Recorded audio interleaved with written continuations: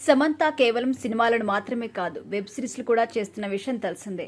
ఆమెకు national wide గా popularity craze ని తెచ్చిపెట్టింది the family man 2 web series. Amazon priming లో స్ట్రీమింగ్ అయిన ఈ వెబ్ సిరీస్ కి సెన్సేషన్ రెస్పాన్స్ వచ్చింది. ఇందులో విలన్ గా సమంత నటన అందరినీ భయపెట్టేసింది. ఈ సిరీస్ కి రాజ్ అండ్ డీకే బ్రదర్స్ నిర్మించడమే కాకుండా దర్శకత్వ పర్యవేక్షణ కూడా చేశారు. మళ్లీ వారిద్దరు కలిసి హాలీవుడ్ లో సూపర్ హిట్ గా నిలిచిన సిటాడెల్ వెబ్ సిరీస్ ని ఇండియన్ వెర్షన్ లో సమంత వరుణ్ ధావన్ తో హీరో హీరోయిన్స్ గా పెట్టి తీశారు. గత ఏడాది విడుదలైన ఈ యాక్షన్ వెబ్ సిరీస్ కి అనుకున్నంత రెస్పాన్స్ అయితే రాలేదు. ఈ వెబ్ సిరీస్ ని భారీ బడ్జెట్ తోనే తెరకెక్కించారు.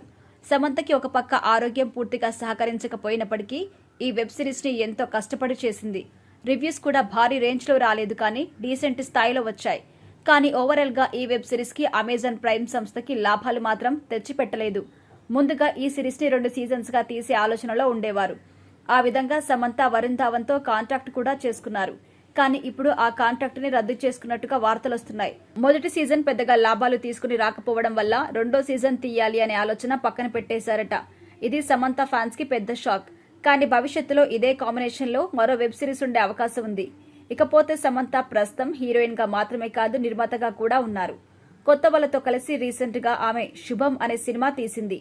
రెమ్యునరేషన్స్ విషయంలో కూడా ఒక్కొక్కరికి ఎక్కువ మరొకరికి తక్కువ అనే భేదభావాలు చూపించకుండా అందరికీ సమానంగా రెమ్యునరేషన్స్ ఇచ్చి సరికొత్త ట్రెండ్స్ కి నాంది పలికింది. ప్రస్తుతం ఆమె ప్రధాన పాత్రలో మా ఇంటి బంగారం అనే సినిమా చేస్తోంది. ఈ సినిమాకి కూడా నిర్మాత ఈమెనే. ఈ సినిమాతో పాటు నెట్ఫ్లిక్స్ లో రక్త బ్రహ్మాండ అనే వెబ్ సిరీస్ కూడా చేస్తోంది.